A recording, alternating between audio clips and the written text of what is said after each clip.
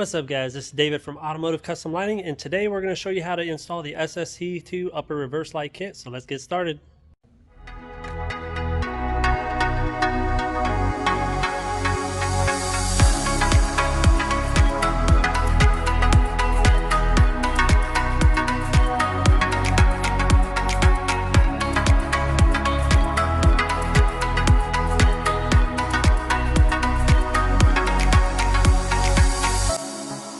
The kit itself comes with everything you need for the most part. You have the lights itself, you have the wiring depending on which version you purchased, along with a template to trace the lights so you know how to cut it out, the upper wiring. Some of the tools you may need for the project is a panel pop tool, a set of needle nose pliers, Sharpie, wire cutters, T25 Torx bit, electrical tape, drill with Phillips bit, a flashlight, 13mm open end, 10mm ratchet, a T40 Torx bit, Dremel with a side cutting bit, and sander and a face shield.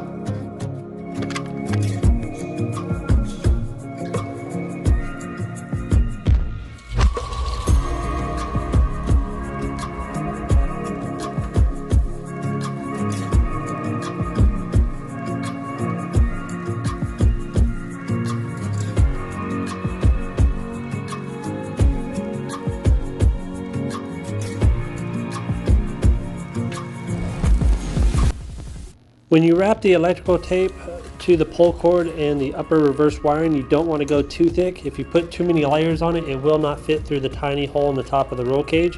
You want to make sure that you spread it over distance so that it can hold it while you pull it through. When it comes to time to pulling the cable through, you want to make sure that you pull one side, but at the same time you want to feed the cable through at the top. You want to slowly work the heat shrink through the top hole. It's going to be very close to the same diameter, so just kind of work it from both sides. You don't want to yank on one side because you'll just end up ripping your pull cable out and not the wiring with it. So just make sure you feed it through one side while pulling the other side, and it'll eventually come out the bottom with no problems.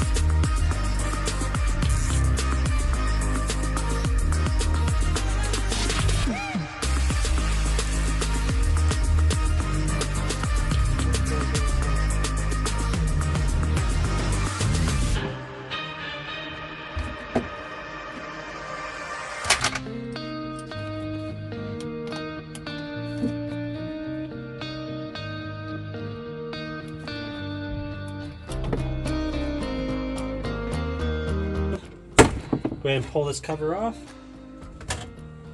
Using a T25 Torx bit, go ahead and remove the 4 screws holding the ECU.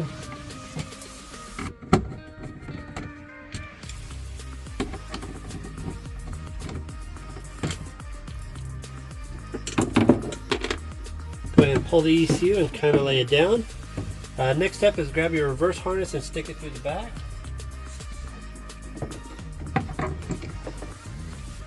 Go ahead and remove this piece off and slide it through.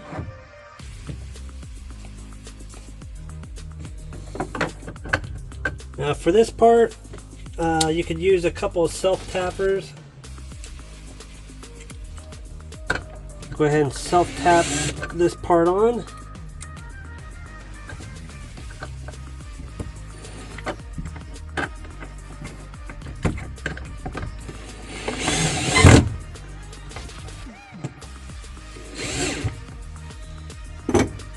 Alright, go ahead and pull your relay through and plug it into your cover. Now this is a waterproof cover and it sits quite nicely right there. The only wire you should need to pull through here is the white one, which is your ECU pin. The next step is this top connector. Go ahead and slide the latch back and disconnect it from the ECU. Using a flat tip screwdriver, you're going to pop this little cover off. And then there's also going to be a zip tie holding the back half of the cover on. Go ahead and snip that guy. And then we'll have to replace that zip tie later. To make it a little bit easier to see where the pin goes, I always like peeling back the tape holding the ECU wiring a little bit.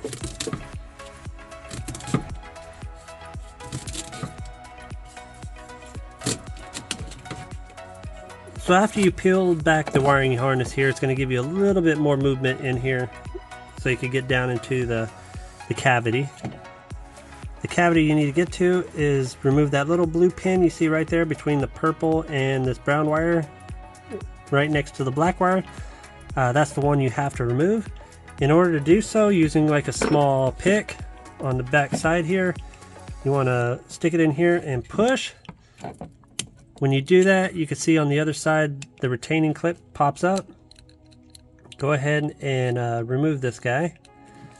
If you leave that in there, you won't be able to get your pin in or out of it. So if you go back here on the back side, right here next to where the purple wire is, you can see that blue little head right there. This little guy. You want to go ahead and pull him out.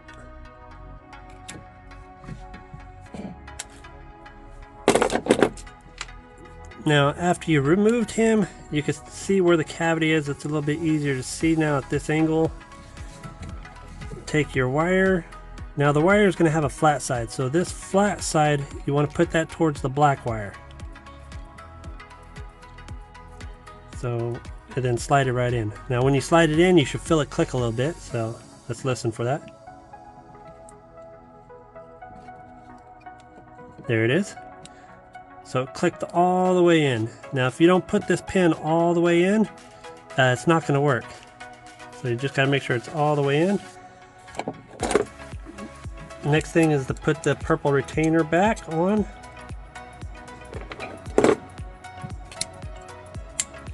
And lock it back into place. Now your reverse wire should be pinned into the ECU, so now all you got to do is put everything back together. And what I like to do is to wrap this white wire in with this tape. So as you rewrap everything, just kind of rewrap it nicely with that wire in there. Almost looks like it came factory.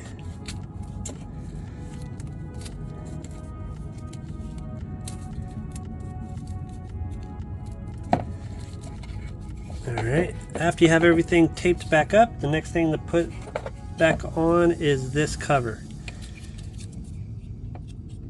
Now this cover there's a couple of little latches on the back side here. You need to make sure you line those up and then snap the cover on. The next thing is putting a zip tie back on.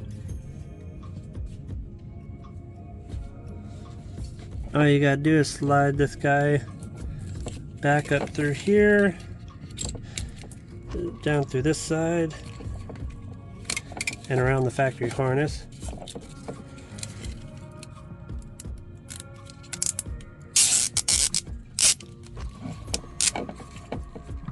And then cut the extra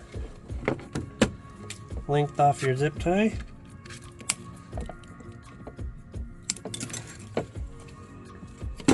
And that is it. You now pinned your reverse trigger wire into the ECU, and now it's a matter of putting everything back together. So re-snap this back on, flip this over, make sure everything connected. The next few steps is remounting your ECU, which is the 4 T25 Torx screws that you had to take off earlier.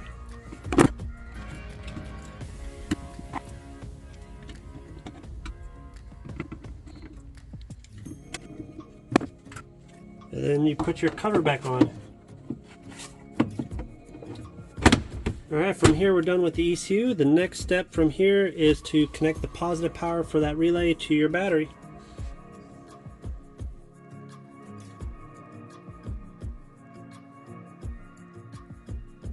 This harness goes to the SSC2 upper reverse light wiring. Then you have the long wire that has to get ran to your switch. You have your ground. And then this one has your fuse with positive. So this one's going to connect onto your battery. So let's go ahead and do that. We're going to go ahead and route this cable to the battery itself. So after you pushed your positive cable here, you're going to go ahead and pull it through here. You're going to fish it from the back side. It's going to have enough wire length here to connect directly to the battery itself. So go ahead and pull the 13mm nut off your battery here so you could connect it directly to it.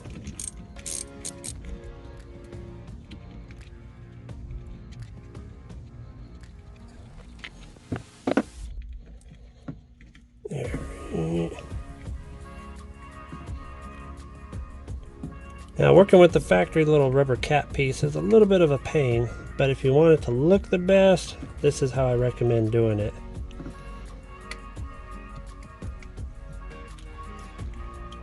There we go.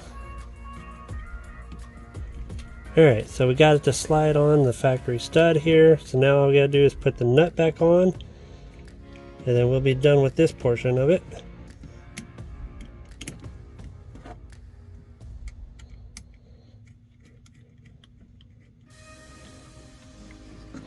Now you can go ahead and put the positive back on the battery. Just make sure you leave the ground disconnected for now.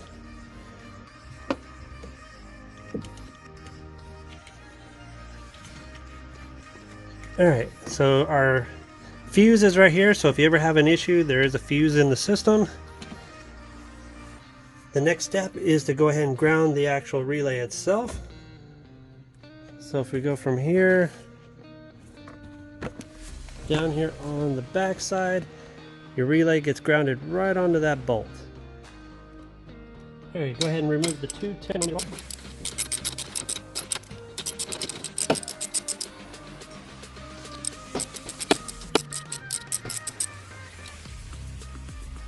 After you remove those bolts, go ahead and flip this guy up. There's going to be a Allen head right in the middle there that you got to get access to. If not, that bolt's going to constantly spin. This is a 5mm and then a 10mm on top. Go ahead and loosen this guy out. So what you want to go ahead and do is go ahead and route this behind this air duct. Take the 10mm nut off. Slide your ground on top. And retighten everything back up. I like using this ground because it's out of the way. It's less likely to get damaged because it's further tucked into the machine.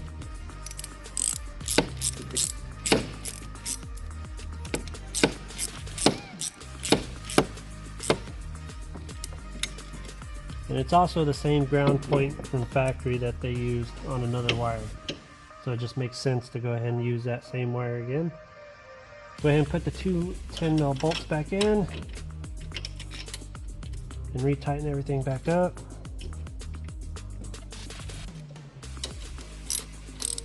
Now these ones are kind of easy to cross thread, so you want to kind of get them started by hand. It can be a little stubborn. There we go.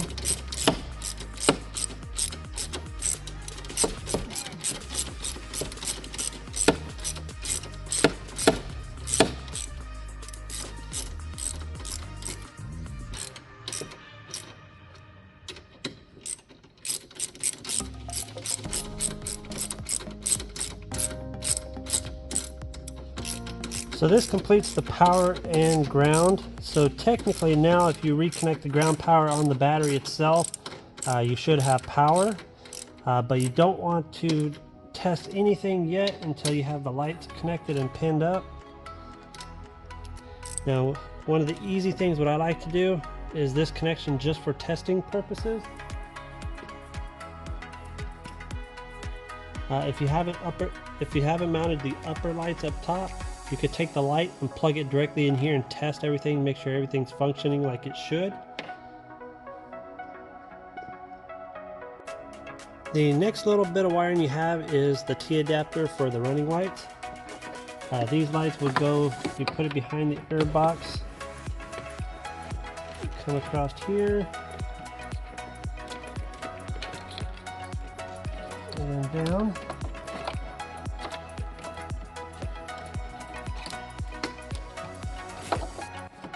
Now you can run it just right here with the factory wiring, and it connects right here on this plug.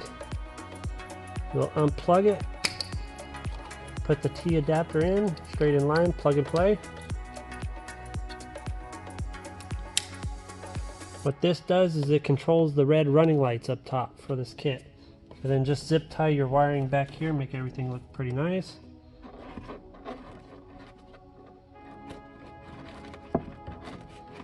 The last step we have to do is to go ahead and take your upper lights and go ahead and pin the connector. So let's go ahead and knock this out. At this point you could go ahead and remove your black tape that you ran to tape it onto your fish wire through the cage.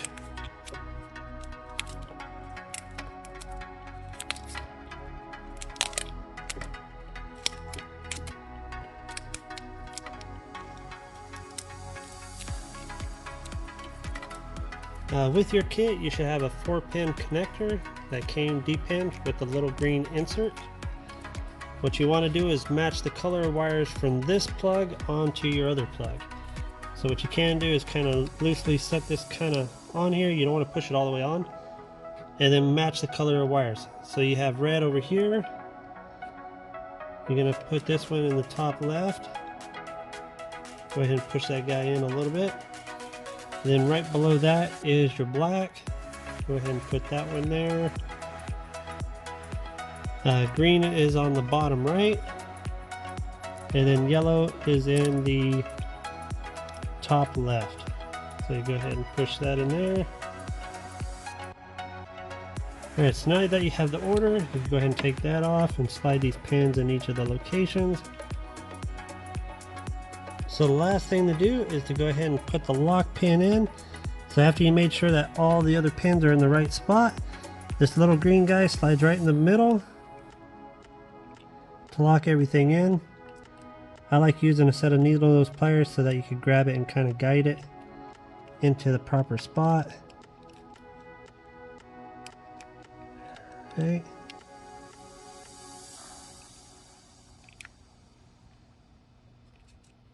Alright, so once you have it in the right spot there, you can go ahead and push it on and lock it, and now she's locked in. So all your pins is pinned in properly and connected and should line up with this connector. So you can go ahead and plug this guy in.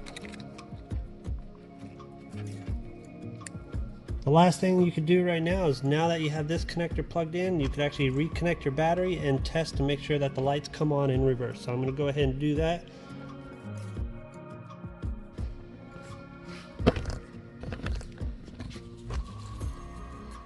So right now I'm going to go ahead and connect the battery. I'm going to turn the key to the on position. The upper light should light up red if I did everything correctly. And then whenever I shift it in reverse, you should see those lights kick on.